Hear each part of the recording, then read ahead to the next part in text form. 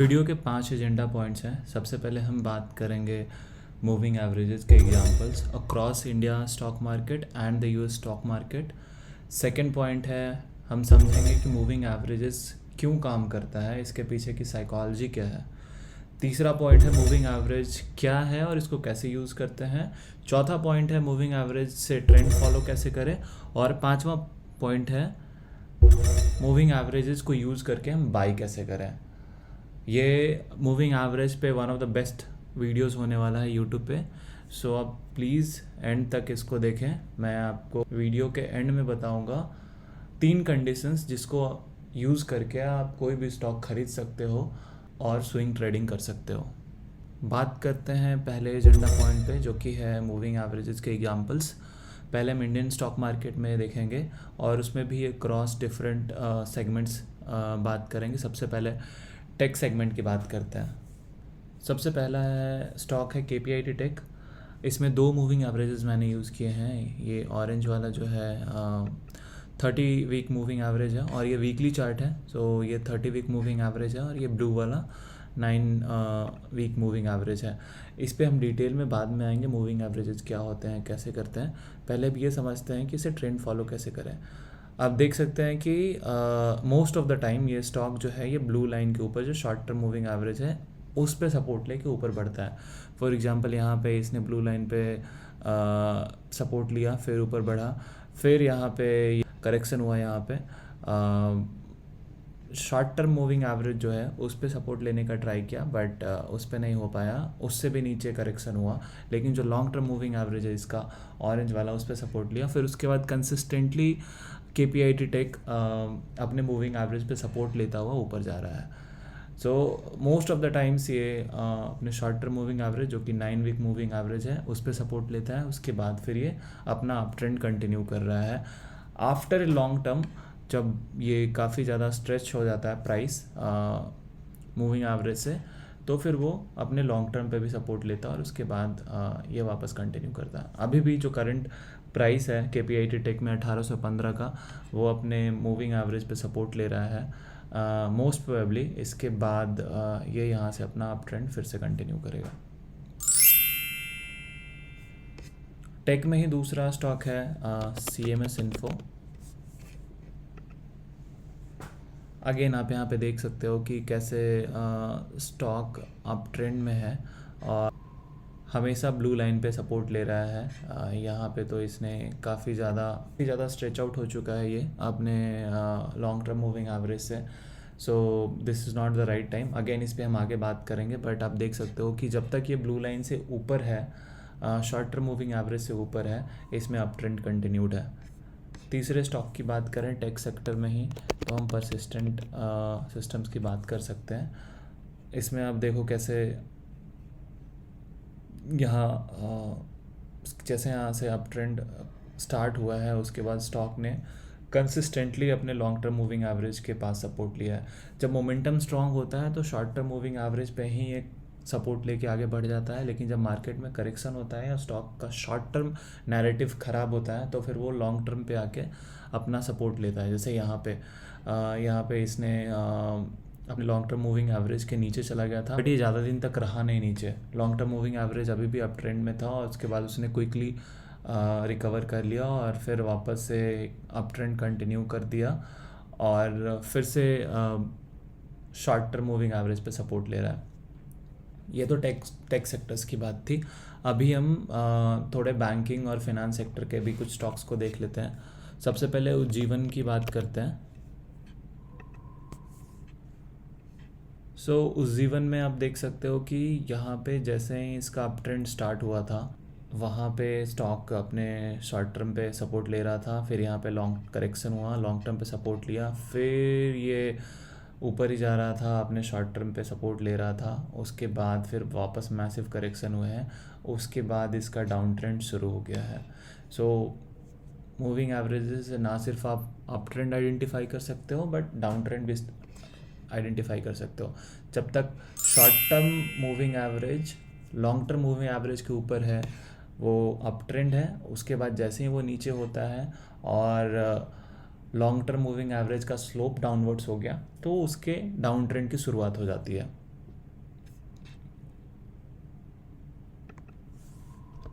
PNB की बात करते हैं।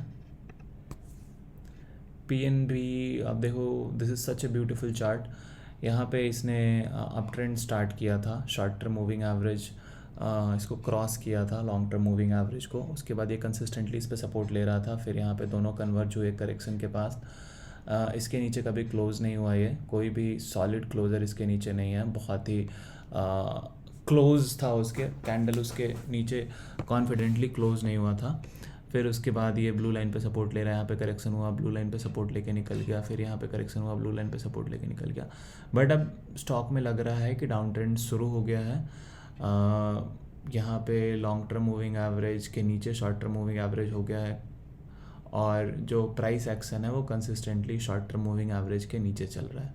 सो मोस्ट प्रोबेबली स्टॉक में अब डाउन ट्रेंड शुरू हो गया है, जो कि कुछ दिनों तक रह सकता है।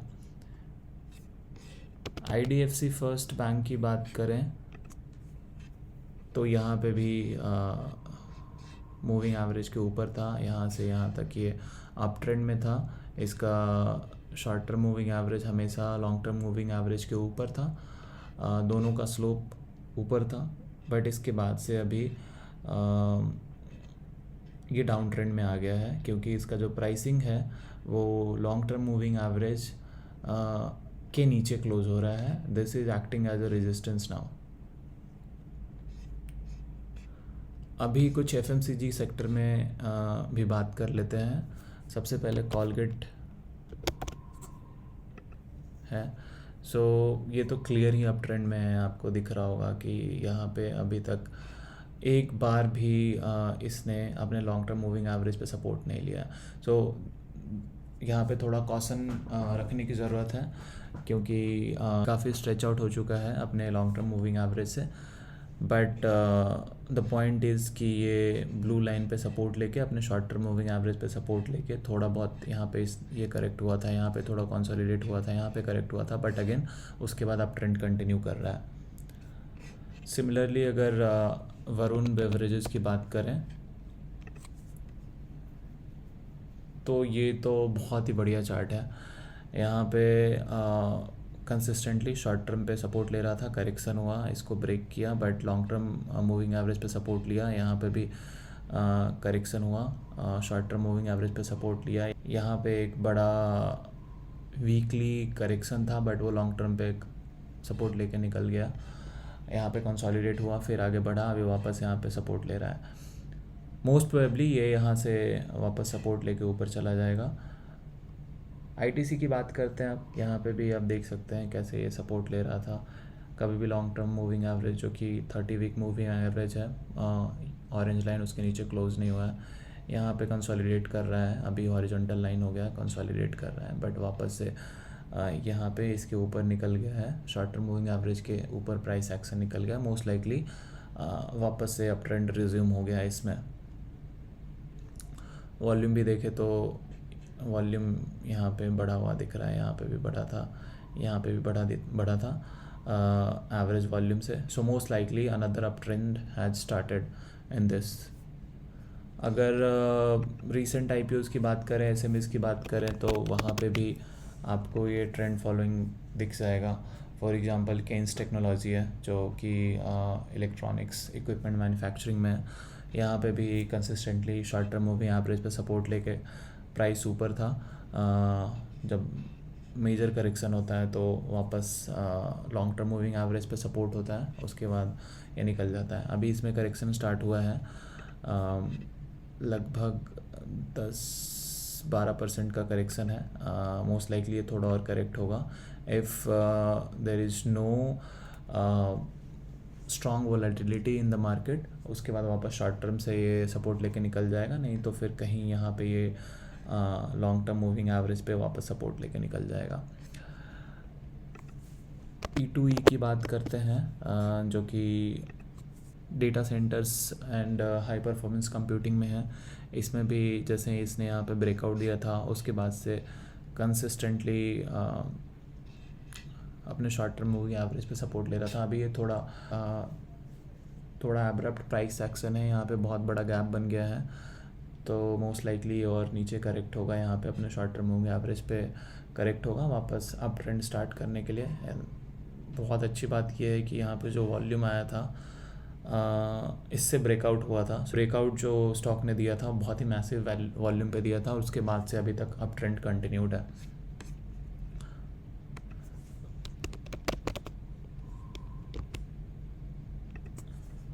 Venus pipes, this is again such a beautiful chart, either taking support on the blue line or the orange line। यहाँ पे अगेन सपोर्ट लेके इसका अप ट्रेंड शुरू हो गया है। अभी यूएस स्टॉक्स की बात करें तो उसमें भी ये आपको क्लियरली दिख जाएगा, ऑरेंज लाइन पे सपोर्ट ले रहा है। दिस इज़ पालो Alto networks, this is in cyber security. उसके बाद एक बहुत ही पॉपुलर स्टॉक है इनवीडिया, आप सबको पता होगा, ये कुछ दिन तक तो बिगेस्ट मार्केट कैप पे था। यहाँ पे भी आप देख सकते हैं कंसोलिडेट हो रहा था, इसका long term moving average catch up किया शॉर्ट टर्म को, फिर अगेन इसका अप ट्रेंड कंटिन्यूड था। यहाँ पे इसने एक बड़ा करेक्शन दिया था, बट इस पे सपोर्ट लेके वापस ये अप ट्रेंड कंटिन्यू कर रहा है। एनवीडिया का लेटेस्ट रिजल्ट भी अच्छा आया है, सो होपफुली ये यहाँ पे सपोर्ट लेके या फिर वापस अपने लॉन्ग टर्म मूविंग एवरेज पे करीब करीब $100 के पास आके 105-110 पे आके वापस ये अप ट्रेंड कंटिन्यू कर सकता है।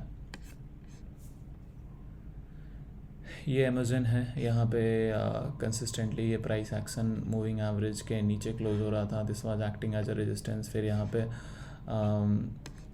ट्रेंड रिवर्सल हुआ, उसके बाद से फिर आप देख सकते हैं कैसे ये सपोर्ट लेके इसके ऊपर प्राइस एक्शन कंटिन्यूड है।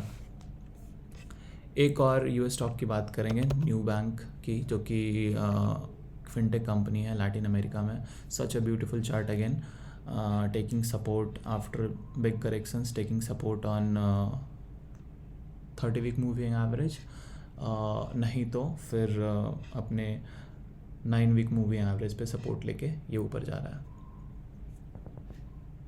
अब हम बात करते हैं दूसरे एजेंडा पॉइंट पे, जो कि है कि मूविंग एवरेज काम क्यों करता है।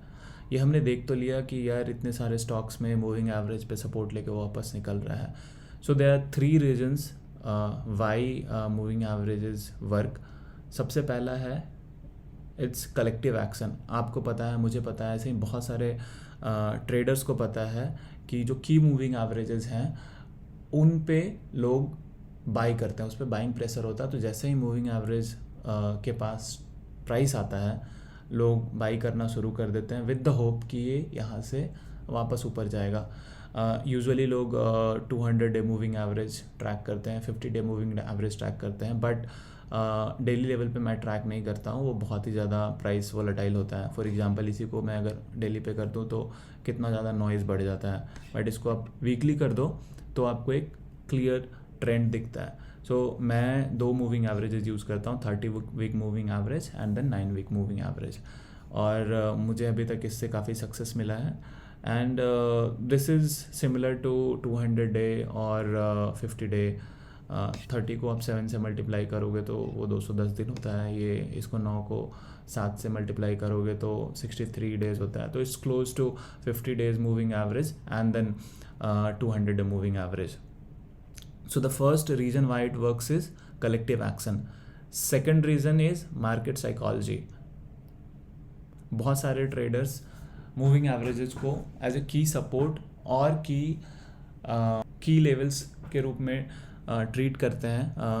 उनको पता है कि प्राइस यहाँ पे आएगा तो इसके ऊपर जाना है, unless there is something big happening in the market बहुत ज़्यादा वॉलेटाइल ना हो।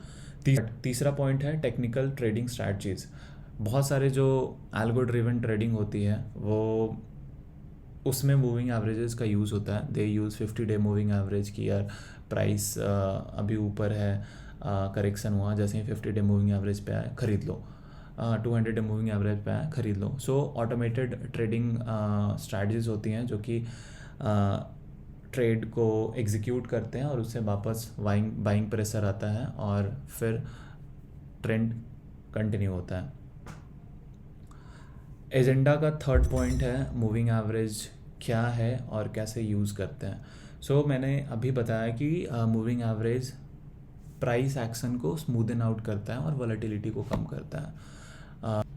अगर हम मूविंग एवरेज ना यहाँ पे रखें तो इसमें उतना क्लियर नहीं है, इसमें कैंडल्स बन रहे हैं बट प्राइस कभी ऊपर जा रहा है कभी नीचे जा रहा है।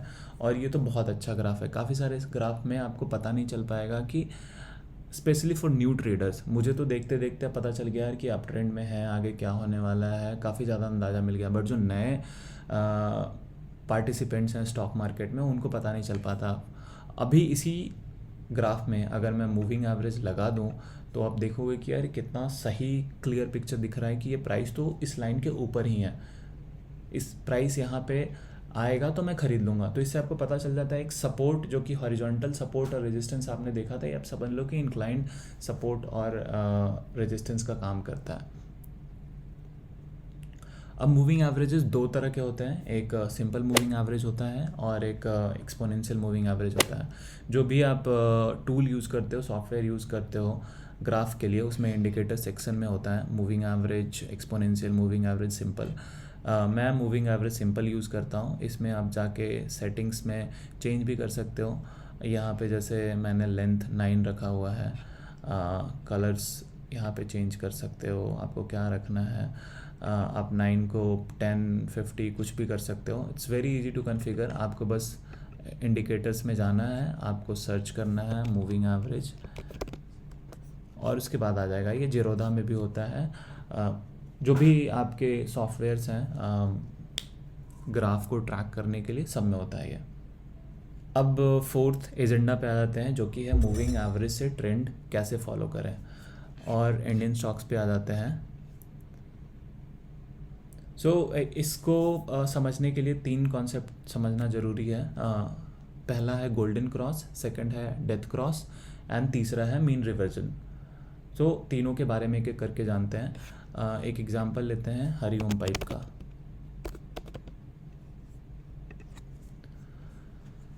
यहाँ पे आप देख सकते हो कि प्राइस यहाँ पे कंसिस्टेंटली ऊपर था, उसके बाद यहाँ पे डाउन ट्रेंड स्टार्ट हुआ, डाउन ट्रेंड यहाँ से स्टार्ट हो गया था। बट यहाँ पे आप देख सकते हो कि जो शॉर्ट टर्म मूविंग एवरेज है, which is the blue line, which is 9 week moving average, वो अपने लॉन्ग टर्म मूविंग एवरेज के नीचे आ गया। जब भी short term moving average long term moving average को क्रॉस करके नीचे आता है, उसको हम डेथ क्रॉस बोलते हैं। दिस सिग्निफाइज कि अभी मार्केट में और अभी चार्ट में डाउन ट्रेंड शुरू हो गया है। और उसके बाद आप यहाँ पे देखोगे तो यहाँ पे short term moving average long term moving average के ऊपर आ गया, इसको बोलते हैं गोल्डन क्रॉस। डेथ क्रॉस बोलते हैं जब short term moving average long term के नीचे आ जाए क्रॉस करके, और गोल्डन क्रॉस बोलते हैं जब short term moving average long term moving average के ऊपर आ जाए क्रॉस करके। गोल्डन क्रॉस सिग्निफाइज कि बुल रन और अप ट्रेंड शुरू हो गया है। ये जो है शॉर्ट टर्म जब नीचे आ जाए लॉन्ग टर्म से, जो कि डेथ क्रॉस है, वो सिग्निफाई करता है कि इसमें डाउन ट्रेंड शुरू हो गया है। हरिओम पाइप में हमने देखा।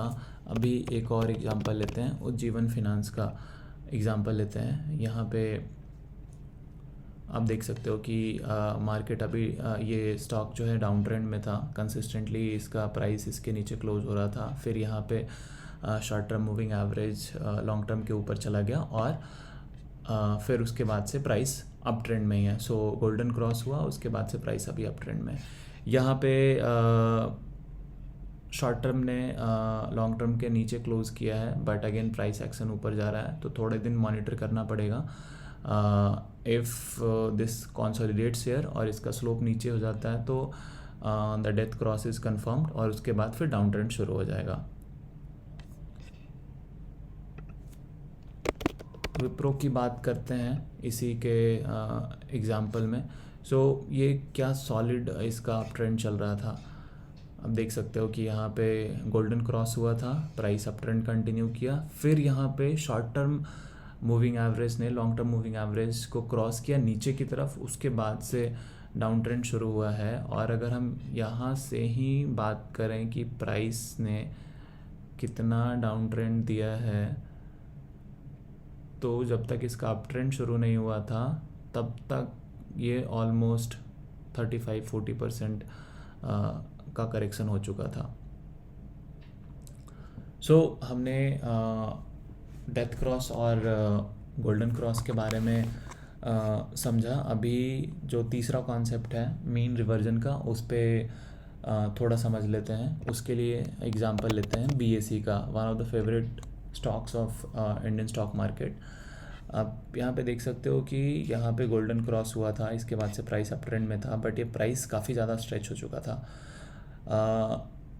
फिर ये करेक्ट होकर के अपने लॉन्ग टर्म मूविंग एवरेज पे आया। So the theory of mean reversion says कि जब प्राइस अपने मूविंग एवरेज से बहुत दूर चला जाता है, इधर अपसाइड पे या डाउन साइड पे, सो वो वापस अपने लॉन्ग टर्म मूविंग एवरेज पे आता है। जैसे यहाँ पे प्राइस बहुत ऊपर चला गया था, यहाँ पे घट के यहाँ पे आया, फिर यहाँ पे प्राइस बहुत ऊपर चला गया था, फिर यहाँ पे करेक्ट होके यहाँ पे आया। और ये आपको एग्जांपल बहुत सारे स्टॉक्स में मिल जाएगा। फॉर एग्जांपल जेंसॉल की बात करते हैं। जेंसॉल में देखो, अब ये प्राइस बहुत ज़्यादा स्ट्रेच आउट हो चुका था, फिर उसके बाद ये सीधा मैसिव करेक्शन हुआ, फिर अपने लॉन्ग टर्म मूविंग एवरेज पे आ गया और यहाँ पे सपोर्ट ले रहा है। सिमिलरली एक्सिस बैंक की बात करें तो यहाँ पे प्राइस बहुत स्ट्रेच हो चुका था, वापस यहाँ पे आया, अपने लॉन्ग टर्म मूविंग एवरेज पे सपोर्ट लिया। यहाँ पे भी बहुत ज़्यादा स्ट्रेच आउट हो चुका था, लॉन्ग टर्म मूविंग एवरेज पे सपोर्ट लिया। यहाँ पे बहुत ज़्यादा स्ट्रेच आउट हो चुका था, लॉन्ग टर्म मूविंग एवरेज पे करेक्ट होकर सपोर्ट लिया।